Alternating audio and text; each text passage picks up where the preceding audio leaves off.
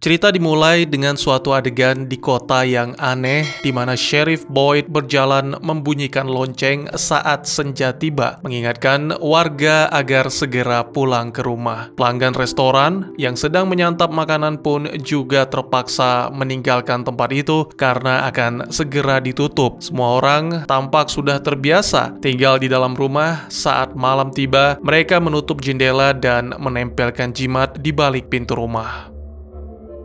Seorang pria bernama Frank mabuk dan belum pulang. Keluarganya cemas menunggu kepulangan pria itu. Kini malam semakin larut dan mereka tidak punya pilihan selain menutup pintu dan semua jendela. Saat sang istri, Lauren, mengecek keadaan di lantai bawah, anak perempuan mereka yang bernama Megan sedang berada di kamar lantai 2. Tiba-tiba terdengar ketukan dan suara seorang nenek yang memanggil dari luar jendela. Tanpa ragu, gadis itu membukanya dan melihat sang nenek tersenyum sembari mengatakan bahwa dia sangat merindukannya. Istri Frank sampai di lantai atas. Suatu kejadian tragis pun terjadi. Keesokan harinya, Frank keluar dari bar dan kembali ke rumah. Dia menemukan banyak tetangga yang berkumpul di depan pintu. Boyd marah dan mengutuk Frank sebagai ayah yang tidak bertanggung jawab. Dia menyeret Frank ke lantai atas dan melihat pemandangan mengerikan. Sang ayah syok dan menangis dalam keputusasaan. Ini adalah malapetaka dan mimpi buruk bagi kota ini. Boyd meninggalkan ruangan dan melihat sebuah jimat yang terjatuh dari pintu. Ia mengambilnya dan pergi menemui putranya yang bernama Alice di suatu pemukiman yang disebut rumah koloni, tempat tinggal para tunawisma. Hubungan ayah dan anak itu seperti memiliki masalah yang belum terpecahkan. Suasana canggung sangat terasa saat mereka bertemu. Boyd mengundang Alice datang ke acara pemakaman Megan, namun pemuda itu menolaknya dan berkata tak ingin pergi. Adegan beralih ke seorang pria bernama Jim yang mengemudikan RV bersama keluarganya untuk berlibur. Awalnya mereka sangat antusias dengan perjalanan itu, namun semuanya berubah ketika menemui pohon tumbang yang menghalangi jalan mereka. Jim dan keluarganya keluar dari kendaraan untuk memeriksa pohon tersebut, tetapi tidak bisa memindahkannya. Seekor gagak hinggap di dahan pohon, lalu tak lama kemudian kawanan gagak datang dan berputar di atas mereka. Istri Jim bernama Tabitha gelisah dan mengajak suaminya pergi. Lokasi mereka terpencil dan tidak tercover sinyal ponsel. Jim tidak punya pilihan selain melanjutkan perjalanan melalui jalan pintas lainnya. Hingga akhirnya tibalah di suatu kota dengan pemandangan mobil rusak di sepanjang tepi jalan, seolah-olah memperingatkan suatu hal yang tidak baik. Warga kota yang sedang menghadiri pemakaman Megan segera melihat ke arah mobil RV yang dikemudikan Jim. Boyd memerintahkan semua orang untuk menjaga ucapannya. Jim turun dari mobil untuk meminta petunjuk pada warga setempat, tetapi mereka menghindar tanpa alasan yang jelas. Hanya Boyd yang mendekat untuk memulai percakapan. Pria itu memberitahu Jim rute menuju jalan raya. Jim merasa orang-orang di kota ini sangat aneh dan ingin pergi secepat mungkin. Jim dan keluarganya kembali melanjutkan perjalanan, namun setelah beberapa saat mereka kembali ke kota tersebut. Dalam kebingungan, Jim menghentikan mobil dan bertanya pada warga setempat, tetapi lagi-lagi mereka menghindari Jim. Tabitha mengira mereka salah belok dan Jim kembali melanjutkan perjalanannya lebih berhati-hati. Kali ini dia yakin mobilnya sudah berjalan lurus, namun tetap saja mereka kembali ke kota itu. Jim memutar balik dan mengikuti jejak mobilnya. Boyd seolah-olah sudah mengantisipasi. Ia memerintahkan Deputi Kenny untuk mempersiapkan jebakan. Tabitha bersikeras menyalahkan Jim, lalu terjadilah pertengkaran kecil. Tiba-tiba saja mobil lain muncul dari arah berlawanan menabrak RV Jim. Beberapa saat kemudian, Jim kembali mendapatkan kesadarannya, namun dia terjebak cabang pohon dan tidak bisa bergerak. Pria itu mencoba memanggil anggota keluarganya satu persatu dan hanya Julie yang merespon. Jim pun mulai cemas dan berharap bantuan segera datang. Situasi di kendaraan lainnya terlihat sedikit lebih baik. Pengemudinya mengalami luka ringan, sementara itu Boyd dan Kenny sedang menyiapkan jebakan paku. Mereka menggunakan cara ini untuk mengakhiri kendaraan yang berulang kali mengelilingi kota mereka. Boyd melihat seorang pengemudi yang terluka berjalan mendekat. Ini menandakan bahwa telah terjadi suatu kecelakaan. Boyd menyuruh Kenny agar membawa pria itu ke klinik, lalu berlari menuju lokasi terjadinya kecelakaan. Ia melihat mobil yang rusak dan menemukan penumpang lainnya yang kebingungan. Boyd menyimpulkan mungkin saja penumpang itu sedang mabuk. Sembari menunggu bantuan datang, Boyd memeriksa mobil RV sekaligus memeriksa kondisi keluarga Jim.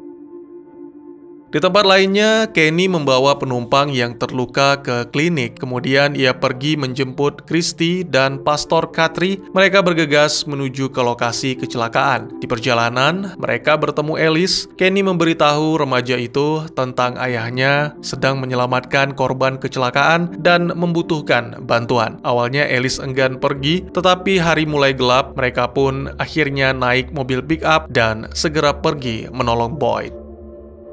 Akhirnya mereka tiba di lokasi kejadian dan langsung memberikan pertolongan pertama untuk Jade. Sedangkan Boyd bergegas ke mobil RV. Tabitha dan Julie berhasil diselamatkan walaupun mereka sedikit shock saat mendengar Ethan mengalami luka cukup serius. Kakinya tertusuk dan tidak memungkinkan untuk membawanya ke kota dalam waktu yang singkat. Boyd mengambil keputusan untuk membawa Jim dan keluarganya ke kota, tetapi Jim tidak mau meninggalkan Ethan. Akhirnya, kedua pria itu sepakat untuk membiarkan Jim tinggal bersama Ethan, sedangkan Tabitha dan Julie kembali ke kota bersama Kenny.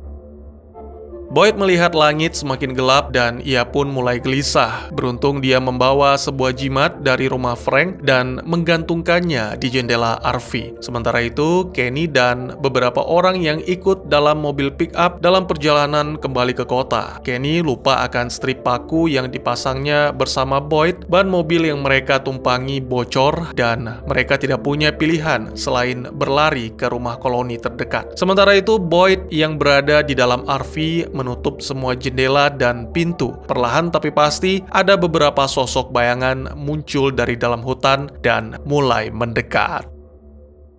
Suara ketukan di pintu mobil mulai terdengar. Jim mengira pertolongan telah datang. Ia berniat membukakan pintu, tetapi Boyd memegang tangan Jim erat dan menjelaskan mereka yang sedang berada di luar bukanlah manusia. Setelah ketukan berhenti, Boyd melepaskan Jim. Pria itu terdiam karena tidak tahu apa yang sedang terjadi di kota ini.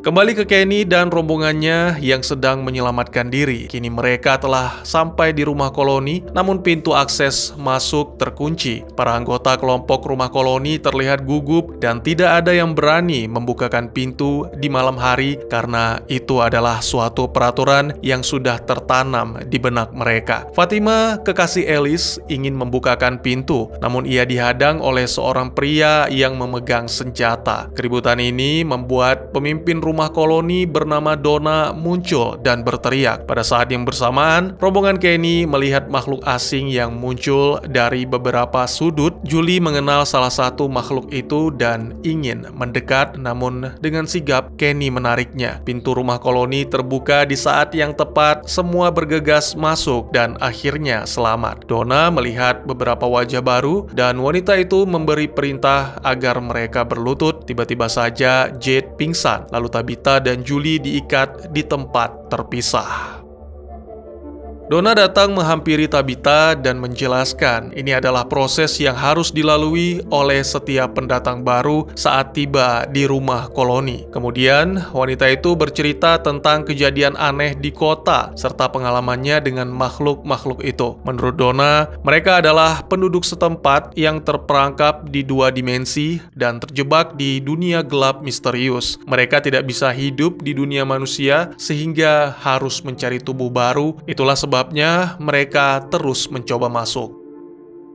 Sementara itu di dalam RV, Jim penasaran dengan makhluk yang berada di sekitar mereka. Christy masih mencoba mengobati luka Ethan, mulai emosi dan putus asa. Namun Boyd menenangkan wanita itu agar tidak terkecoh dengan situasi di luar RV. Boyd menyuruhnya untuk fokus mengobati Ethan. Akhirnya usaha Christy berhasil, besi yang menancap di kaki Ethan berhasil diambil dan situasi di luar RV juga mulai stabil. Makhluk itu telah pergi. Sementara itu, gadis bernama Sarah berjaga di klinik kota. Dia bersama perawat lainnya yang mengurus ayah Kenny serta satu orang korban kecelakaan. Ayah Kenny adalah pasien yang menderita demensia. Di malam itu, Sarah mendapatkan bisikan aneh. Dia membunuh serta menyayat tubuh pria korban kecelakaan. Tak hanya itu, Sarah juga sengaja membuka pintu klinik yang mengakibatkan makhluk aneh itu masuk dan akhirnya membunuh perawat serta ayah Kenny. Sedangkan Sarah pergi begitu saja kembali ke rumahnya dan membuat pengakuan ini di hadapan sang kakak. Kembali ke rumah koloni, Donna menceritakan kisah penduduk setempat yang sudah lama terjebak. Mereka mulai mengembangkan cara berlindung di dalam rumah saat malam hari dan tidak membukakan pintu. Donna juga menjelaskan mereka memiliki jimat yang dapat memberikan perlindungan. Sementara dari para makhluk itu, dia menceritakan pengalamannya selamat dari kejaran para makhluk malam dengan bersembunyi di semak-semak sampai fajar tiba. Sebagai pemimpin kelompok, ia bertanggung jawab untuk melindungi anggotanya dan menjaga agar tetap rukun di tengah teror yang melanda. Donna menegaskan ketika Tabitha serta keluarganya berada dalam perlindungan rumah koloni, mereka harus patuh terhadap aturan yang ada dan harus bisa menyesuaikan diri dengan kondisi ini. Kenny dan beberapa orang lainnya menemukan pintu klinik terbuka dan suasana di dalamnya benar-benar kacau. Tak lama kemudian, mereka menemukan para korban berlarut dalam kesedihan. Kenny lari ke hutan dan membuat sebuah pion catur kesukaan ayahnya sebagai tanda penghormatan terakhir. Boyd mencoba menghibur, namun usaha itu sia-sia. Kini sheriff kembali ke kantor dan merenungkan apa yang telah terjadi di malam ke-97. Keluarga Jim berhasil melewati malam yang mengerikan. Saat ini, mereka tengah berkumpul di rumah koloni, namun kejadian aneh kembali terjadi. Ketika Ethan melihat seorang anak laki-laki tersenyum di luar jendela, memberikan suatu isyarat bahwa mimpi buruk mereka baru saja dimulai. Sementara itu, Jade, salah seorang pria korban kecelakaan, akhirnya sadar dan membuat kegaduhan. Donna menghampirinya dan menceritakan asal-usul kota aneh ini serta tata tertib tinggal di rumah koloni. Jade berpikir ini semua hanya lelucon, kini dia pergi ke pusat kota agar bisa melakukan apapun yang dia inginkan. Masih di rumah koloni, pendeta Katri duduk di sebuah ruangan bersama Jim dan istrinya. Pria itu menjelaskan aturan tinggal di kota ini. Keluarga Jim harus berpartisipasi dalam upacara pemilihan, di mana setelah mengambil sebuah keputusan, mereka tak bisa lagi berubah pikiran. Akhirnya, di hari itu juga, pendeta Katri membawa pasangan suami istri itu berkeliling kota melihat bekas rumah Frank yang nantinya akan menjadi tempat tinggal baru untuk Jim dan keluarganya. Pendeta Katri menceritakan semua kronologi kejadian di rumah itu, sama seperti di awal cerita. Tabitha shock dan sulit menerima semua itu, namun Jim mencoba meyakinkan istrinya karena satu-satunya pilihan mereka adalah beradaptasi. Tak hanya itu saja, Tabitha melihat kotak besi yang teronggok di sudut kota. Pendeta Katri menjelaskan bahwa kotak itu berfungsi sebagai tempat eksekusi karena telah melanggar peraturan. Orang yang bersalah akan bermalam di tempat itu tanpa jimat, sehingga sudah dapat dipastikan makhluk-makhluk malam akan membunuhnya. Sementara itu, Boyd bersama Frank sedang mengingat masa-masa indah bersama Lauren dan Megan. Frank terlihat sangat sedih dan menyesali semua perbuatannya, namun semua sudah terlambat. Boyd merasa iba, dia memberikan jimat dan berpesan pada Frank agar bersembunyi di pondok kecil di tengah hutan. Tak lama kemudian, upacara pemilihan tempat tinggal pun dimulai. Acara ini dianggap sakral dan dipimpin langsung oleh Pendeta Khatri. Para pendatang baru harus memilih antara kehidupan kota yang penuh dengan peraturan atau tinggal di rumah koloni yang bebas. Boyd maju dan mengubah percakapan tentang Frank dan kotak besi. Dia ingin semua warga kota memaafkan Frank atas kejadian sebelumnya. Tiba-tiba Frank muncul di hadapan semuanya dan melemparkan jimat pemberian Boyd. Pria itu datang dan membuat sebuah pengakuan. Dirinya siap menjalani hukuman sebagaimana mestinya. Jade memilih batu sebagai simbol tinggal di kota. Lalu kini giliran keluarga Jim. Boyd meminta masing-masing di antara mereka membuat pilihan. Jim, Tabitha, dan Ethan memilih tinggal di kota, sementara Julie memilih tinggal di rumah koloni. Keputusan itu membuat Tabitha kaget dan meminta Julie mengubah keputusannya. Donna memberikan dukungan untuk Julie dan suasana berubah kacau. Boyd berusaha menenangkan pasangan suami istri itu. Alice yang juga tinggal di rumah koloni akan membantu menjaga Julie. Pendeta Khatri menutup acara ini karena sebentar lagi malam akan tiba. Semua orang yang hadir pun bersiap pulang. Tak jauh dari tempat itu, Kenny memberitahu Jade bahwa temannya telah dibunuh oleh makhluk malam. Awalnya Jade ragu dengan ucapan Kenny, sampai akhirnya dia percaya karena melihat langsung jasadnya. Hari berganti malam dan semua penduduk kota berkumpul. Boyd membuka pintu, melihat Frank masuk ke dalam kotak besi dan kemudian menguncinya. Suasana terlihat sama seperti biasa. Keluarga Jim pindah menempati tempat baru. Mereka mengunci pintu dan jendela serta memasang jimat. Sedangkan di rumah koloni, sebuah pesta diadakan untuk merayakan kedatangan anggota baru mereka, yaitu Julie. Kembali ke Boyd yang melihat situasi dari balik jendela, merasa iba terhadap Frank. Tak lama kemudian, keributan terjadi dan makhluk-makhluk itu mulai mendekati Frank. Ketakutan yang selama ini terpendam membuat Frank gemetar dan putus asa. Pria itu harus merasakan kurungan semalam, layaknya seperti suatu pengorbanan. Keesokan harinya, Boyd mendorong gerobak dan tiba di kotak besi. Sambil menghirup nafas dalam, ia mengambil potongan tubuh Frank dan menaruhnya di dalam gerobak, menutupinya dengan terpal, dan membawanya ke gereja. Jim beserta keluarga mulai bisa menerima kehidupan barunya, menghabiskan malam pertama di rumah itu, dan selamat, tidak terjadi hal apapun. Tapi ini terasa seperti siksaan bagi Tabitha. Wanita itu terjaga sepanjang malam dan tidak bisa tidur sama sekali. Tiba-tiba Ethan datang dan mengatakan dirinya lapar. Menurut aturan kota, mereka bisa mendapatkan makanan gratis di resto yang kita lihat pada awal cerita. Sesaat kemudian, mereka tiba di resto dan duduk di kursi yang telah disediakan sang pemilik. Jim dan Ethan disambut oleh Sarah yang bertugas menyiapkan menu makanan. Sementara itu, Boyd membawa gerobak menuju gereja dan berpesan kepada Pendeta Khatri agar menguburkan jasad Frank di dekat keluarganya. Kembali ke resto, Jim sedang merenung di toilet dan takut akan ketidakpastian serta kecemasan tentang masa depan. Sedangkan Ethan sedang menikmati pancake-nya. Tak lama kemudian, datanglah Victor, salah satu penghuni rumah koloni. Diceritakan, Victor adalah orang yang paling pertama yang terjebak di kota ini. Ia seorang pria penyendiri dan sering menggambar hal-hal aneh. Suatu hari dia menyadari bahwa hutan semakin dekat dengan rumah koloni. Kemudian Victor bertemu dengan Ethan yang menanyakan keberadaan seorang anak laki-laki berpakaian serba putih. Pertanyaan ini membuat Victor kaget dan hampir saja mengatakan suatu rahasia tersembunyi. Percakapan mereka berakhir saat Julie menghampiri Ethan. Kali ini Victor datang mencari Ethan dan menunjukkan sebuah gambar seorang anak laki-laki berbaju putih. Ethan mengangguk seolah membenarkan semua ucapan Victor. Wajah Victor berubah suram saat itu. Tak lama kemudian, Jim keluar dari toilet dan melihat gambar menyeramkan di tangan Victor. Jim marah dan mengusir Victor dari restoran. Ethan kesal dengan perlakuan ayahnya. Kini Ethan menolak berbicara dengan sang ayah.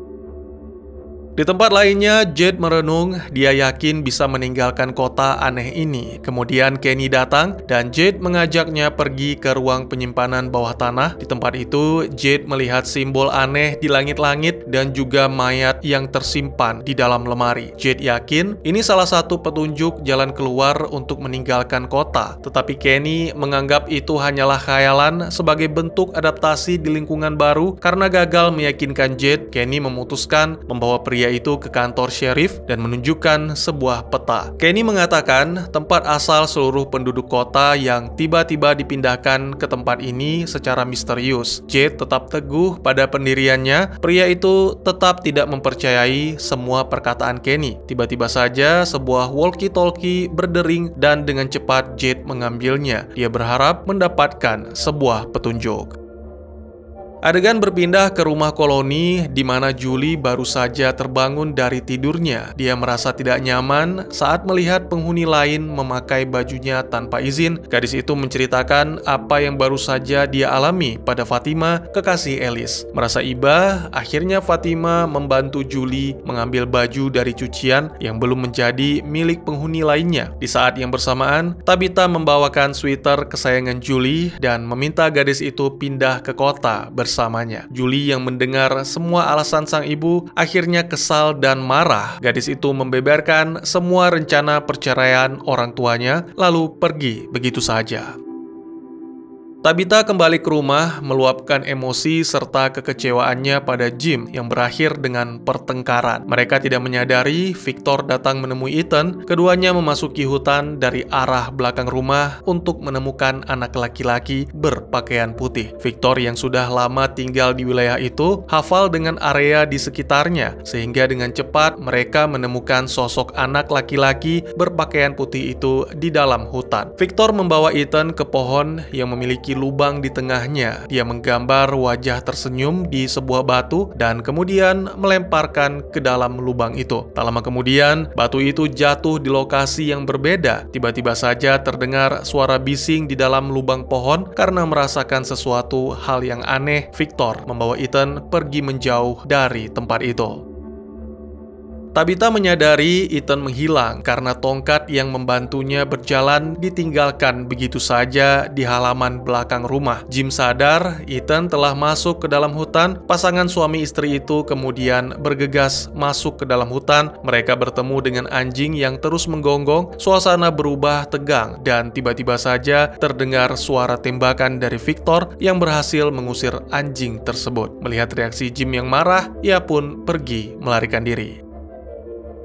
Sekembalinya ke rumah, Jim mencari Boyd dan memberitahunya bahwa Victor sedikit berbahaya untuk Ethan, namun pria itu tidak memiliki kewenangan untuk ikut campur masalah tersebut. Tanggung jawabnya hanyalah menjaga keharmonisan seluruh warga kota dan para penghuni rumah koloni. Merasa bersalah, Boyd mengundang keluarga Jim untuk makan siang di resto. Peristiwa tidak menyenangkan kembali terjadi. Sarah merasakan nyeri tak tertahankan di lengan kirinya. Pembuluh-pembuluh darah itu membentuk suatu kalimat yang mengerikan. Merasa hal ini tak sepenuhnya nyata, Sarah mencoba menahannya hingga akhirnya kejang dan terjatuh ke lantai. Di rumah koloni, Julie mendapatkan kamarnya sendiri berkat bantuan dari Fatima. Namun kegaduhan kecil terjadi saat para penghuni rumah koloni melihat Victor menggali beberapa lubang di pemakaman. Donna mendekati dan menanyakan maksud dari semuanya. Victor menjawab, ini adalah salah satu usahanya untuk bersiap karena mungkin saja suatu musibah besar akan melanda kota itu. Kejadian yang menimpa Sarah didengar oleh sang kakak bernama Nathan. Karena panik, pemuda itu bergegas pergi ke klinik untuk menjenguk adiknya. Namun kedatangannya dihadang oleh Boyd yang menjelaskan keadaan Sarah baik-baik saja. Christy sudah melakukan pemeriksaan dan hanya butuh waktu untuk beristirahat. Sarah akan bermalam di klinik agar kondisi kesehatannya dapat dipantau oleh Christy. Boyd curiga karena Nathan memaksa Sarah untuk pulang bersamanya. Nathan berubah pikiran dan akhirnya kembali pulang.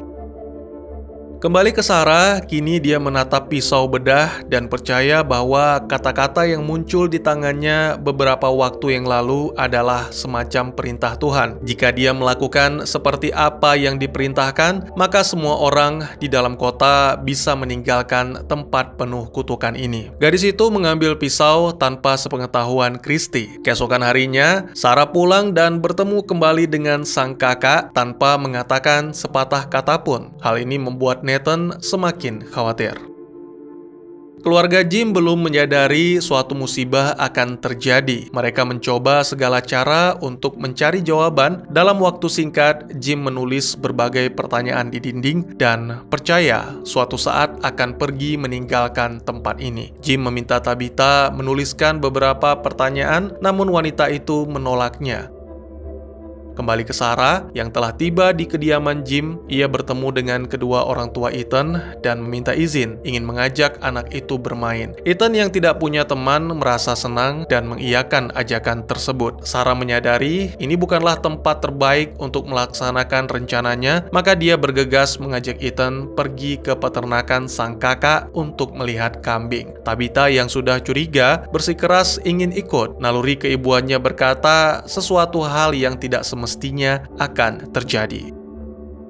Sementara itu, Nathan pergi menemui pendeta Katri yang saat itu tidak berada di dalam gereja. Pemuda itu mencarinya di dalam hutan. Nathan menceritakan semua perbuatan Sarah. Pendeta Katri terkejut dan menyimpulkan bahwa Sarah harus diwaspadai sebagai ancaman. Mereka bergegas mencari Sarah dan akhirnya mengetahui gadis itu pergi ke peternakan bersama Ethan dan ibunya.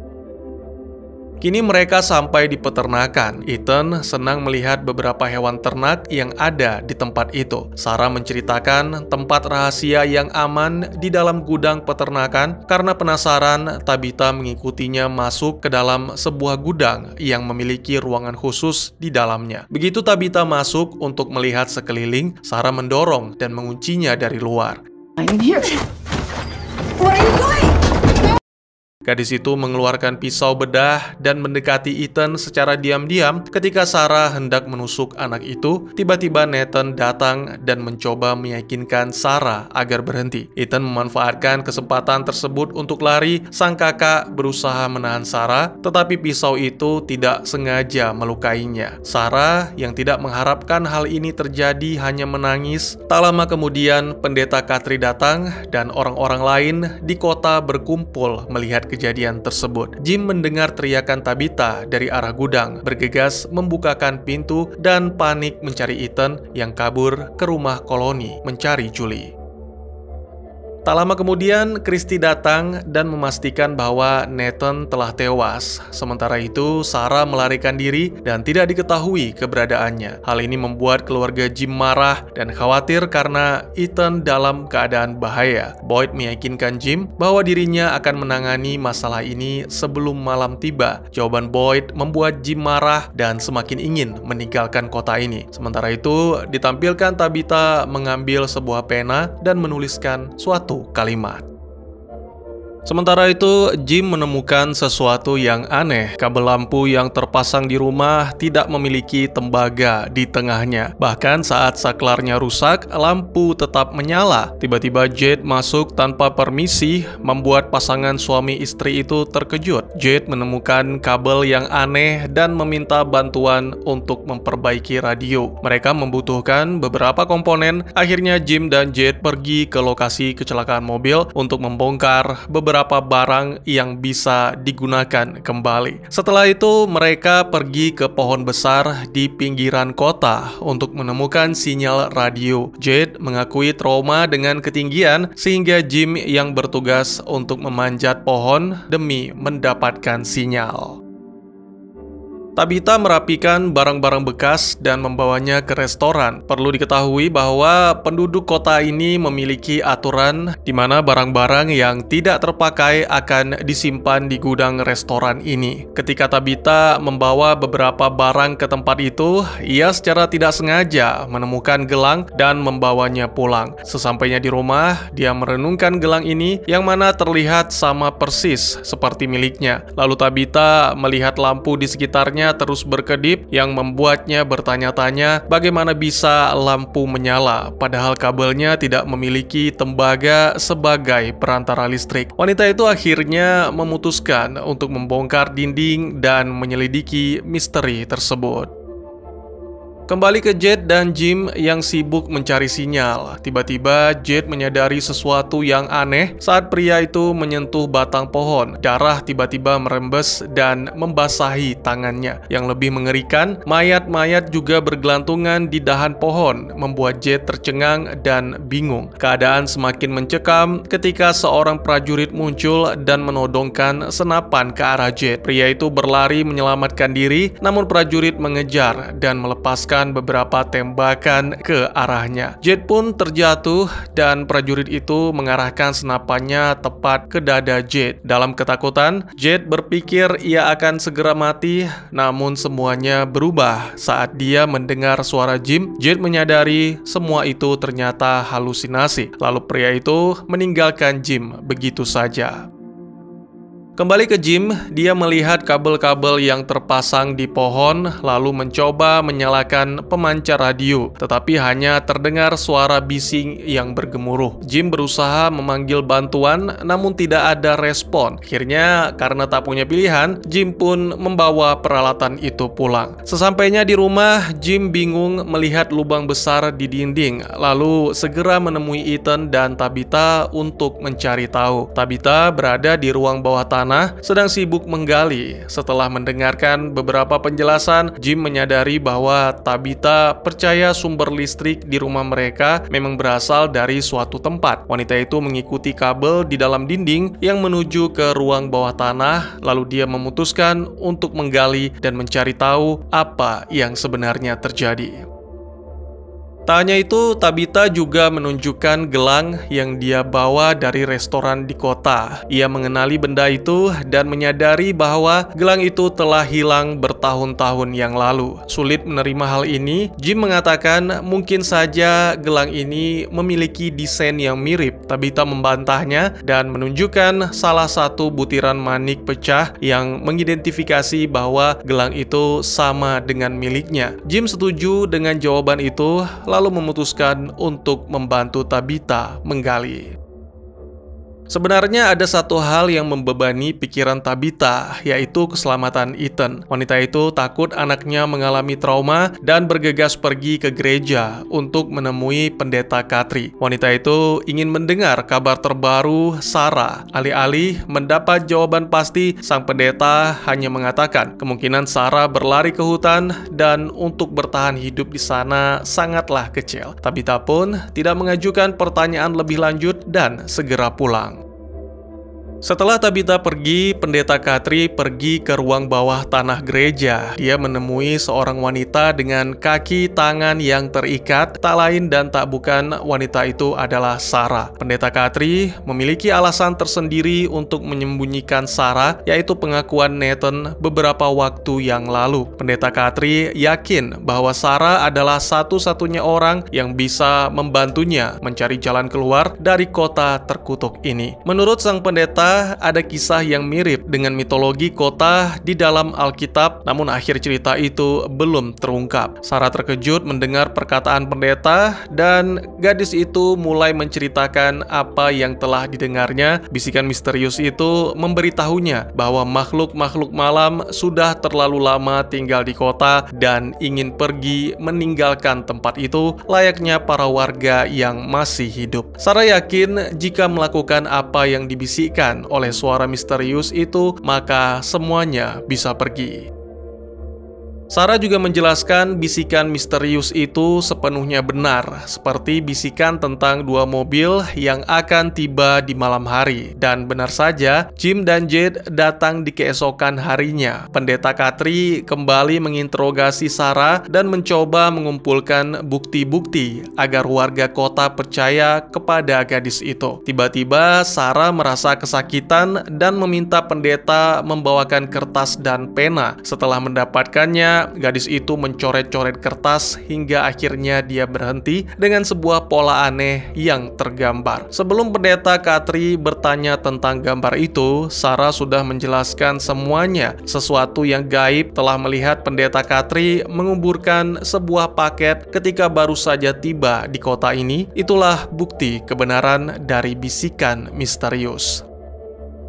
Tak lama kemudian, pendeta Katri mengingat sesuatu dan mengunjungi tempat meditasi. Di sanalah dia menemukan paket sebotol alkohol, pakaian dengan noda darah, dan sebungkus coklat yang membuatnya tercengang. Desain pembungkus coklat itu sama persis dengan pola yang digambar oleh Sarah. Tentu saja hal ini membuat pendeta Katri terdiam dan bingung. Kembali ke Boyd, saat ini dia sedang bersama Deputi Kenny mengubur mayat Nathan. Mereka juga berbincang-bincang tentang jimat yang berhasil melindungi Boyd saat dia menyelamatkan Jim. Pria ini berniat membawa jimat itu menelusuri hutan untuk mencari jalan keluar dari kota terkutuk. Boyd yakin ada sebuah jalan tersembunyi di dalam hutan, tetapi para warga di sini takut untuk memasukinya. Tentunya Kenny tidak setuju mendengar rencana Boyd karena terasa seperti putus asa. Boyd menceritakan penyakit Parkinson yang baru saja dia sadari. Tangannya gemetar tak terkendali, seolah menandakan bahwa ia akan jatuh sakit. Boyd merasa tidak mampu melindungi warga kota lebih lama. Maka dari itu, ia mencoba mencari jalan keluar selagi masih bisa. Setelah mengetahui kesulitan Boyd, Kenny akhirnya memahami dan menyetujui rencana itu. Jika sesuatu yang tidak diinginkan menimpa Boyd, maka Kenny lah yang akan mengambil alih tugas untuk melindungi warga kota. Kemudian mereka berdua pergi bermain baseball, seolah-olah itu adalah salam perpisahan. Berbeda dengan ketakutan penduduk kota, suasana di rumah koloni terasa lebih tenang. Secara kebetulan, Julie melihat buket bunga di dekat pintu lalu membawa ke kamarnya. Hari berganti malam dan semua anggota koloni tertidur pulas. Seorang pria berkacamata berjalan dengan hati-hati menuju ke lantai atas dan membuka tirai jendela. Ternyata pria itu tidak bisa menyembunyikan perasaannya. Ia jatuh cinta dengan salah satu makhluk malam. Victor masih berperilaku seperti biasa, mencari kaleng persik favoritnya di dapur. Saat Donna memberitahu stoknya sudah habis, ekspresi Victor berubah menjadi penuh dengan kekecewaan, seolah-olah hal buruk akan segera terjadi. Sementara itu, seorang pria berkacamata kembali meninggalkan buket bunga di dekat pintu rumah koloni, berharap makhluk malam itu akan datang lagi. Seperti biasa, Boyd mengingatkan para warga agar pulang dan mengunci pintu serta jendela. Setelah menyelesaikan tugas dan kembali ke kantor, pria itu kaget karena pendeta Katri telah menunggunya seolah-olah akan menyampaikan sesuatu yang sangat penting. Akhirnya, Boyd mengizinkan sang pendeta masuk dan betapa terkejutnya pendeta Katri saat melihat banyak tas di atas meja. Boyd berterus terang menceritakan bahwa ia akan menjelajah hutan untuk mencari jalan keluar dari kota misterius ini. Pendeta Katri tidak keberatan dan meminta Boyd memeriksa ranselnya yang berisi pakaian berlumuran darah. Sang pendeta mengungkap rahasianya sebelum tiba di kota ini. Ia menceritakan tentang seorang anak yang mengakui dosa. Namun sang pendeta acuh dan memberi anak itu sebatang coklat. Tak lama kemudian, anak itu mengakhiri hidup yang tragis. Pendeta Katri melampiaskan kekecewaannya hingga mabuk dan pada saat itulah ia mendengar bisikan Tuhan hingga akhirnya dia tiba di kota ini. Pendeta Katri mengubur pakaian dan coklat itu saat pertama kali sampai. Boyd bingung dan menanyakan alasan sang pendeta menceritakan rahasia ini. Pendeta Katri menjelaskan bahwa Sarah kemungkinan mendengar bisikan yang sama dan mungkin itulah yang nantinya akan menjadi kunci menemukan jalan keluar. Bukti terkuatnya adalah logo bungkus coklat yang digambar oleh Sarah. Karena belum lama menjadi penghuni kota, seharusnya gadis itu tidak tahu tentang ransel yang telah dikubur beberapa tahun sebelumnya. Pendeta Katri mengatakan ini adalah keistimewaan Sarah dan ia berharap saat saat Boyd menjelajah hutan untuk mencari jalan keluar, ia dan Sarah diperbolehkan ikut serta. Sementara itu, seluruh anggota di rumah koloni sedang berkumpul dan menikmati pesta meriah. Donna mengumumkan bahwa hari ini merupakan hari pertama kedatangan Fatima. Semua orang menyukai gadis muda yang ramah dan bersemangat itu. Donna memberikan bunga sebagai hadiah. Saat orang menikmati pesta, mereka tidak menyadari bahwa pria berkacamata menyelinap ke lantai 2, membuka tirai dan mengundang makhluk malam itu masuk ke dalam ruangan. Tak lama kemudian, pria itu tewas mengenaskan dan makhluk malam itu kembali membuka jendela membiarkan kawanannya masuk. Saat anggota lainnya terlarut dalam hiruk-pikuk pesta, hanya Alice lah satu-satunya orang yang terlihat murung. Perayaan ini mengingatkan tentang kematian ibunya. Terjadi sedikit keributan kecil yang memaksa Alice pergi ke lantai atas, menjauhkan diri dari acara itu. Di sudut lainnya, salah satu anggota koloni bernama Trudy terlihat murung dan iri dengan sweater yang dikenakan oleh Fatima. Tak ingin berlarut-larut dalam masalah, Fatima akhirnya memberikan sweater itu. Di saat yang bersamaan, Victor yang berkemas di kamarnya tiba-tiba mendengar suara ketukan pintu. Ternyata itu adalah Julie. Gadis itu melontarkan beberapa pertanyaan, namun Victor enggan memberi jawaban. Trudy membawa bantal kesayangannya dan bermaksud memberikannya kepada Fatima. Lalu secara tidak sengaja, dia melihat sosok aneh. Trudy menghampirinya dan ternyata itu adalah sebuah jebakan. Di kamar itu, ada beberapa sosok makhluk malam yang membunuh Trudy. Tak lama kemudian, seorang pria yang duduk di anak tangga merasakan cairan menetes. Saat melihat ke atas, betapa terkejutnya dia mengetahui bahwa itu ternyata adalah sekelompok makhluk malam yang berhasil menyelinap masuk ke dalam rumah koloni. Semua anggota rumah koloni berlari ketakutan untuk menyelamatkan diri menuju pintu utama. Donna mengajak mereka semua masuk ke mobil, namun Fatima menolak karena ingin mencari Alice.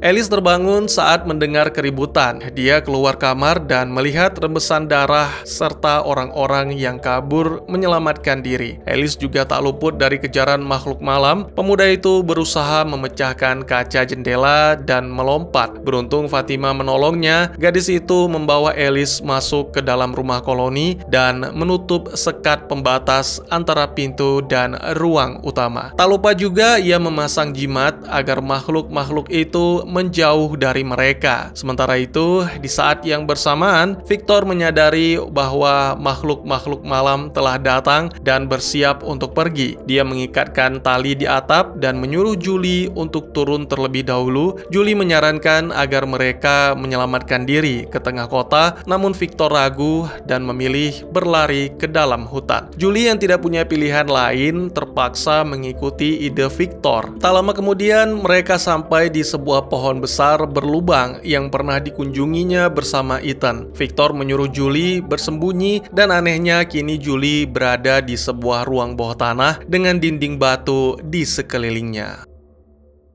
Di tengah kota, Boyd dan Pendeta Katri mendengar suara klakson mobil. Mereka bergegas keluar, menemukan Donna beserta beberapa orang anggota rumah koloni datang. Kedatangan mereka diikuti oleh beberapa makhluk malam yang mendekat. Semua orang bergantian masuk ke dalam kantor sheriff. Pendeta Katri mendengar suara seseorang yang memanggilnya dan ia pun refleks menoleh ke arah belakang. Sebuah serangan tepat melukai lehernya. Tak tinggal diam, Boyd melepaskan tembakan dan membawa Pendeta Katri masuk ke dalam. Boyd tahu kondisi pendeta tidak dapat lagi diselamatkan. Dia dan Donna hanya bisa berdoa. Hingga akhirnya Pendeta Katri menghembuskan nafas terakhir. Jim dan keluarganya tidak menyadari tragedi di rumah koloni. Pria itu sedang memperbaiki mesin penerima sinyal yang nantinya bisa dihubungkan mereka dengan dunia luar. Tabitha merasa sedikit lega meskipun mereka tidak yakin metode ini sepenuhnya berhasil. Selain itu, rencana lainnya untuk menggali lubang masih berlanjut. Wanita itu berhasil menggali dengan kedalaman kurang lebih 2 meter. Ia akan terus menggali sampai menemukan jalan keluar. Kenny mengatur para anggota koloni yang selamat agar tinggal sementara di rumah warga kota lainnya. Berita tentang kejadian mengerikan itu dengan cepat tersebar dan membuat semua orang panik. Kenny meminta Boyd membuat pengumuman untuk menenangkan keadaan, namun pria itu menolak karena percaya bahwa inilah saatnya Kenny mulai mengambil peran sebagai sheriff. Boyd menemui Sarah yang terikat di ruang bawah tanah gereja, lalu membawanya ke hutan. Pria itu menceritakan bahwa pendeta Katri telah terbunuh. Sarah sedih mendengarnya, kemudian mereka kembali melanjutkan perjalanan sampai akhirnya menemukan pohon kecil di tengah hutan. Pria itu meminta Sarah untuk menunggunya, sementara dirinya kembali ke kota untuk mengambil beberapa barang yang diperlukan. Sarah meyakinkan Boyd bahwa ia tidak akan melarikan diri. Apa yang dilakukannya adalah membantu semua orang agar keluar dari kota ini. Kembali ke kilas balik Boyd saat pertama kali datang ke kota pasca ia pensiun dari kemiliteran. Saat itu, dia melakukan perjalanan bersama keluarganya. Mereka menemukan pohon yang tumbang di tengah jalan dan secara misterius tiba-tiba sampai di kota yang aneh ini. Pendeta Katri menghentikan mobil Boyd dan memberitahu bahwa mereka harus segera bersembunyi. Awalnya, istri dan anak Boyd tidak menghiraukan perkataan sang pendeta. Namun, mereka berubah pikiran saat mendengar raungan yang menakutkan. Akhirnya, pendeta Katri, Donna, dan keluarga Boyd bersembunyi di lubang bawah tanah. Malam itu, ketakutan melanda semua orang. Teriakan menyeramkan beberapa kali terdengar. Saat fajar tiba, semua orang keluar dari tempat perlindungan di bawah tanah dan menemukan mayat-mayat tergeletak di mana-mana. Boyd dan istrinya terkejut dengan tempat ini. Pria itu menyadari bahwa ia harus mengumpulkan semua orang agar saling menjaga. Akhirnya, Boyd, Donna, dan pendeta Katri mengumumkan para pengungsi, menyiapkan persediaan di dalam resto, dan menerapkan sistem tata tertib kota. Mereka juga membicarakan tentang area untuk bermalam dan beberapa orang akan bergantian berjaga untuk sementara waktu. Boyd memiliki rencana menjelajah hutan agar dapat menemukan sesuatu yang bermanfaat. Saat pria itu bersiap pergi, Alice mencegahnya. Pemuda itu menyadari bahwa Abby, ibunya, mulai berperilaku aneh semenjak tiba di kota ini, sehingga pemuda itu ingin orang tuanya menghabiskan waktu bersama. Namun Boyd mengabaikan nasihat anaknya. Pria itu kembali menjelajah hutan dan kali ini dia bertemu dengan seekor anjing yang tiba-tiba muncul. Sebenarnya Boyd ingin membawanya ke kota, namun anjing itu tiba-tiba berlari, lalu Boyd mengejarnya sampai tidak sadar telah terlalu jauh ke dalam hutan. Pria itu pun tersesat dan mencoba mencari jalan keluar, sementara sebentar lagi hari mulai gelap dan terdengar teriakan-teriakan menyeramkan dari kejauhan.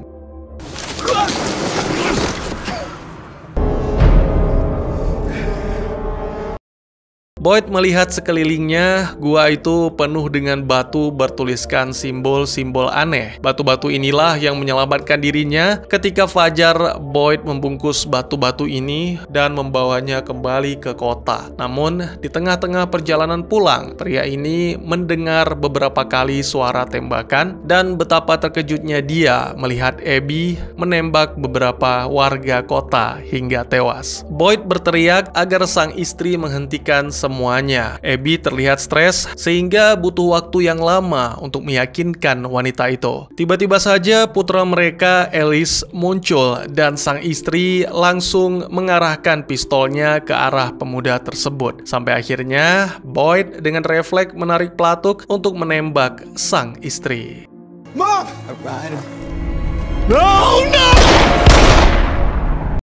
Kembali ke masa sekarang, Boyd telah kembali ke kota dan melihat keributan di depan resto. Pelakunya adalah sekelompok anggota rumah koloni yang datang dan hendak mengambil kunci makanan. Boyd memberikan sebuah arahan yang membuat kerumunan itu bubar. Kenny meyakinkan Boyd bahwa dirinya mampu menangani urusan di kota, sehingga Boyd bisa melanjutkan rencananya tanpa rasa khawatir. Boyd mengunjungi Alice yang sedang dirawat di klinik kota kota. Tak hanya itu, Boyd juga berpamitan dengan Fatima dan Donna, kemudian ia pun pergi berkemas. Sementara itu, Fatima meyakinkan Alice agar memaafkan segala kesalahan sang ayah.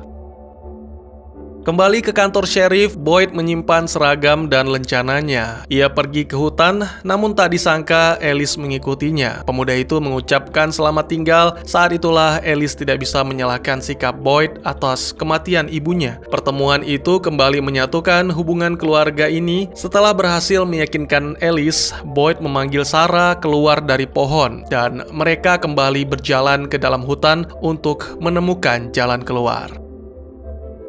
Sementara itu, Julie kembali ke rumah dan menceritakan bahwa dia didorong oleh Victor sehingga masuk ke dalam lubang pohon. Tiba-tiba saja Julie berpindah tempat ke ruangan bawah tanah kota. Jim dan Tabitha tidak mengerti maksud Julie, tetapi Ethan paham bahwa pohon itu merupakan gerbang teleportasi ke dunia yang berbeda. Mereka menyadari Victor memiliki banyak rahasia dan pasti pernah pergi ke tempat lainnya. Orang lainnya yang memiliki pemikiran yang sama adalah Jade. Dia tak sengaja melihat simbol aneh dan foto saat Victor kecil masih ada di dalam buklet. Pria itu ingin menanyakan keberadaan Victor pada Julie, namun Jim tak mengizinkan pria itu menemui putrinya yang masih syok karena kejadian rumah koloni.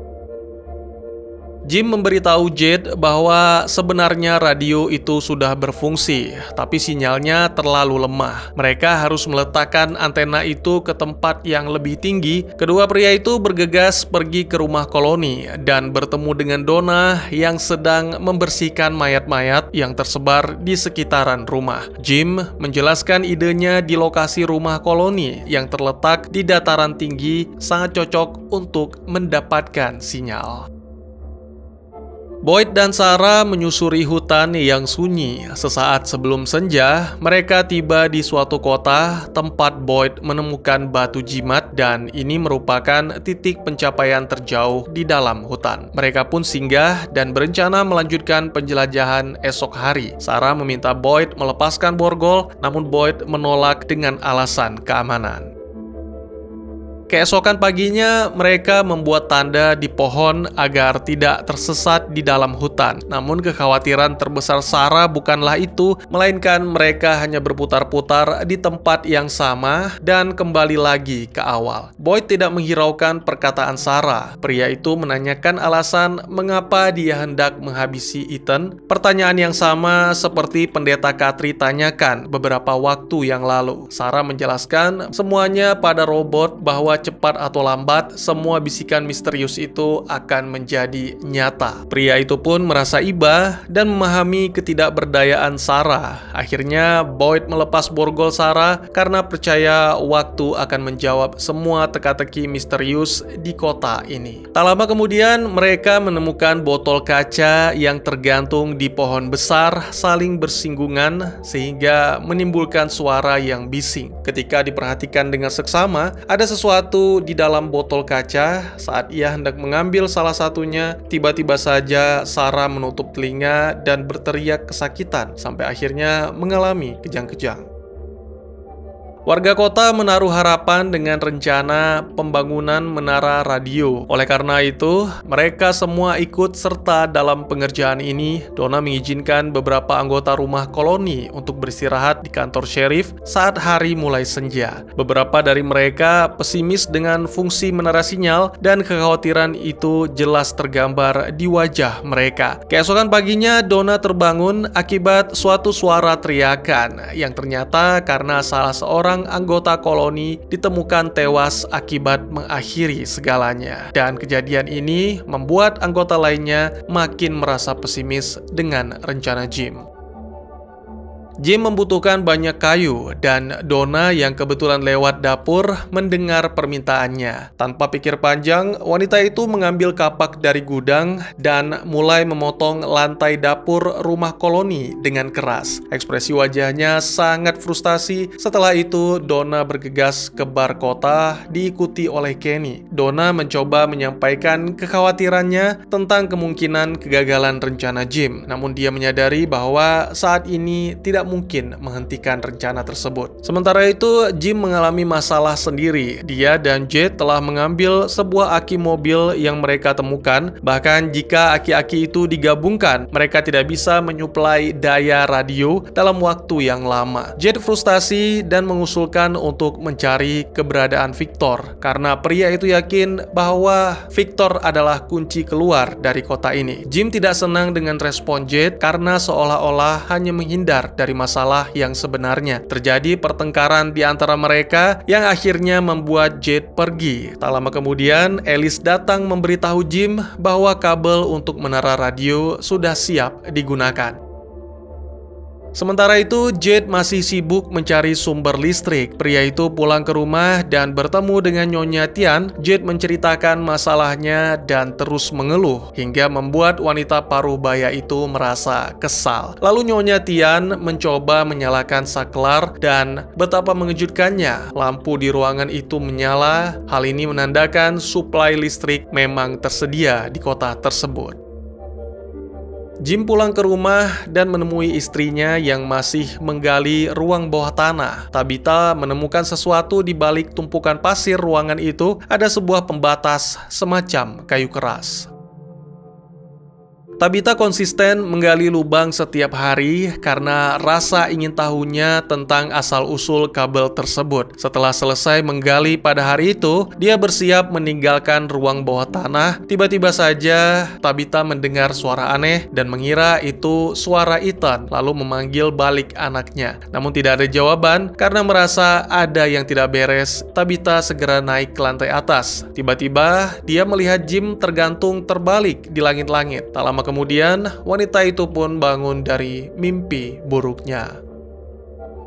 Di saat yang sama, di dalam hutan, Boyd merawat Sarah yang tak sadarkan diri di dalam sebuah tenda. Tiba-tiba saja gadis itu terbangun dari mimpi buruknya dan melihat suatu benda yang dipegang Boyd. Pria itu menjelaskan bahwa itu adalah botol yang mereka temukan saat melintasi pepohonan. Mereka membuka botol itu dan menemukan selembar kertas berisi catatan yang menjelaskan bahwa botol itu berasal dari tahun 1864. Sarah mendengar suara aneh yang memperingatkan mereka untuk segera pergi meninggalkan tempat ini. Saat Boyd memikirkan perkataan Sarah, tiba-tiba saja suara bising itu mendekat dan tenda mereka mulai bergetar. Kini situasi mulai normal. Segera Boyd mengambil jimat dan menggantungnya di dalam tenda. Tak lama kemudian terdengar suara dentuman disusul cahaya terang menyinari tenda. Itu membuat keduanya waspada dan memutuskan untuk tidak mencari tahu. Pagi harinya mereka keluar dari tenda dan terkejut melihat area hutan itu tertutup oleh jaring laba-laba. Boyd ingin pergi ke tempat asal cahaya yang mereka lihat semalam, namun Sarah mengingatkan Boyd tentang peringatan suara misterius itu. Boyd yakin cahaya yang dia lihat bukanlah dari lampu senter, melainkan sesuatu yang lebih besar, seperti lampu sorot. Walau beradu argumen, Boyd dan Sarah tetap melanjutkan perjalanan sampai akhirnya Sarah menceritakan suara yang ia dengar kali ini berbeda dengan sebelumnya dan mengira istri Boyd lah yang mengirimkan pesan untuk memperingatkannya. Di saat yang bersamaan, mereka mendengar suara teriakan dari dalam hutan dan bergegas menyelidiki sebuah pohon besar. Mereka menemukan seorang wanita terjerat. Boyd mengenali wanita itu sebagai istrinya yang sudah meninggal. Saat pria itu mendekat, laba-laba yang bersembunyi di dalam tanah muncul ke permukaan dan merayap ke tubuhnya. Sarah bergegas membantu dan untungnya Boyd segera menyadari apa yang dilihatnya hanyalah ilusi. Akhirnya mereka lolos dari tempat yang dipenuhi sarang laba-laba itu, namun Boyd terlihat semakin gelisah karena ia tidak menemukan petunjuk dari dunia luar dan kini kesehatannya mulai memburuk. Jade berkunjung ke rumah Jim dan mengatakan bahwa energi yang berasal dari lampu juga bisa digunakan sebagai penghantar listrik. Dalam artian, semakin banyak lampu, maka semakin banyak juga aliran listrik yang cukup untuk menara radio mereka. Jade mengumpulkan semua warga kota untuk mencari lebih banyak lampu dan kabel listrik. Mereka harus membongkar kabel dari kendaraan. Semua orang antusias mengikuti proyek menara radio ini, begitu juga dengan Christy. Gadis itu membongkar bekas mobil ambulans yang di dalamnya banyak terdapat lilitan kabel. Kenny pun membantunya. Di sela aktivitas ini, Kenny mengungkapkan perasaannya kepada Christy, namun dengan berat hati. Gadis itu menolak karena dia sudah bertunangan. Seketika, suasana berubah menjadi canggung dan Kenny pun pamit pergi. Jim sedang mempersiapkan tahap terakhir dari proyeknya. Saat ini mereka menggunakan peralatan terbatas untuk membuat sistem katrol dan mengangkatnya ke atap. Kini pemancar sinyal sudah sepenuhnya terpasang kabel dan di setiap gulungannya memiliki frekuensi yang berbeda. Sementara itu, Jade kembali pulang ke rumah Nyonya Tian dengan maksud mendapatkan makanan untuk para anggota rumah koloni yang sedang bekerja. Namun ia datang di saat yang tidak tepat. Wanita itu sedang berdoa untuk mendiang suaminya. Nyonya Tian yang menyadari kedatangan Jade mengajak pria itu ikut berdoa bersamanya. Setelah doa selesai, Jade mendapatkan 2 keranjang berisi makanan dan membawanya kembali ke rumah koloni. Di rumah koloni, semua warga kota berkumpul dan melihat pemasangan menara pemancar sinyal. Beberapa orang memindahkannya, dan kini menara itu tepat berada di titik tertinggi di kota. Jim meminta semua orang untuk menghidupkan saklar listrik ketika hitung mundur selesai. Selain itu, Jim juga memeriksa frekuensi sinyal untuk memastikan semuanya berfungsi dengan baik. Setelah memberi ucapan selamat pada suaminya, Tabitha kembali ke rumah untuk melanjutkan penggalian. Tiba-tiba saja awan gelap menyelimuti area rumah koloni dan benar saja tak lama kemudian hujan mulai turun. Namun hal ini tidak menyurutkan semangat Jim untuk tetap berusaha karena mungkin ini adalah harapan terakhir mereka.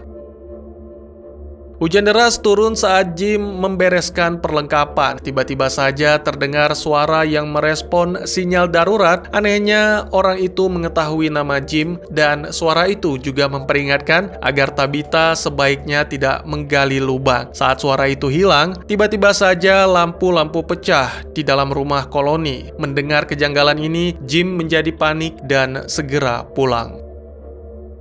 Di waktu yang bersamaan, galian tanah Tabitha telah mencapai batas kedalaman. Tiba-tiba saja, batas itu runtuh dan Tabitha seperti berada di dalam gua misterius. Di tempat itulah dia bertemu dengan Victor yang mengatakan bahwa seorang anak laki-laki berpakaian putih telah meramalkan kedatangan Tabitha. Lalu, Victor mengajak Tabitha pergi dari tempat itu. Sementara sesampainya di rumah, Jim tidak menemukan Tabitha. Yang dilihatnya hanyalah sebuah lubang besar di tengah ruangan yang tidak memiliki dasar.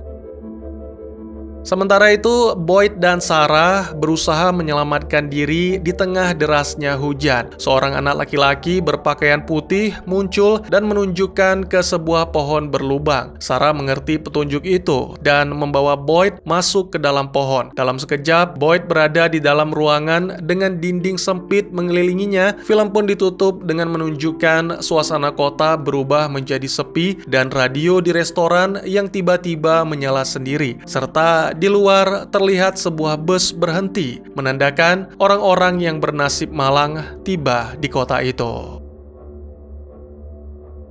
Sekian dulu teman-teman, terima kasih buat yang sudah menyaksikan. Silahkan berkomentar, bertanya, dan juga merequest kira-kira film apa lagi yang menarik untuk dibahas. Bisa di kolom komentar, atau bisa juga melalui DM ke Instagram saya di @tekugusto. Insya Allah pasti akan saya baca. Silahkan dukung channel ini dengan cara share, like, dan subscribe. Sampai jumpa di video selanjutnya. Tetap semangat, tetap bersyukur setiap hari. Dadah!